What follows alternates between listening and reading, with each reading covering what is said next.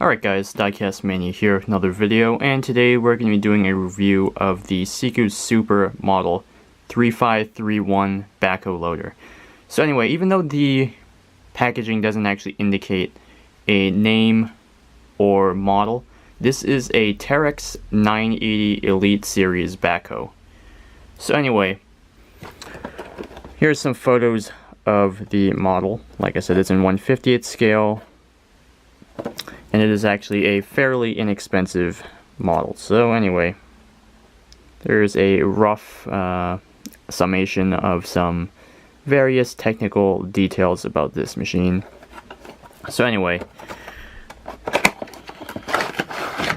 being a Siku, this actually lacks a lot of the details and functionality that you may see in some more high-end models such as the Terex backhoes by NZG, but you know, for a relatively small price you can get one of these, and it is actually a fairly decent representation. So anyway, rolls very nicely on 4 rubber tires, and this is what you would call a 2+2 style backhoe, meaning all 4 wheels are actually the same size as opposed to the conventional backhoe loader design with 2 different sizes of tires. So anyway, so this is primarily a European market machine,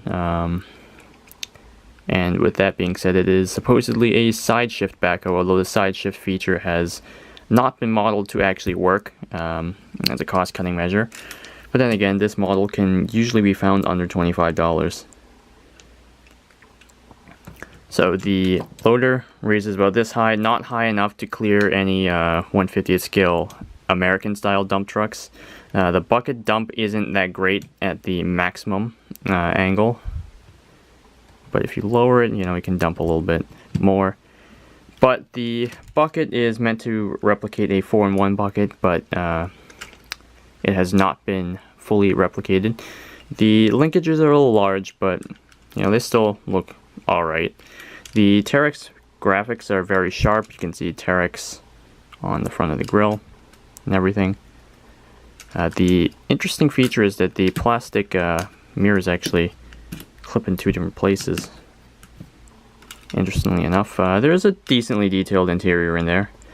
You have nice amber warning beacons up on top. You have the exhaust and air intake. Good look from the front. The outriggers actually pull out and will actually sort of prop the machine up off the ground. The stick goes out nice and far. The bucket curls out decently, curls in pretty far. The extending stick obviously has not been modeled, and the boom really doesn't go up super far. That, I believe, is an engineering issue with the plastic jacket actually hitting the mount right there, preventing it from going any further up. But the model does dig down nice and deep. So anyway, in conclusion, this is a fairly nice little backhoe for not a whole lot of money, although there are quite a few shortcomings on it.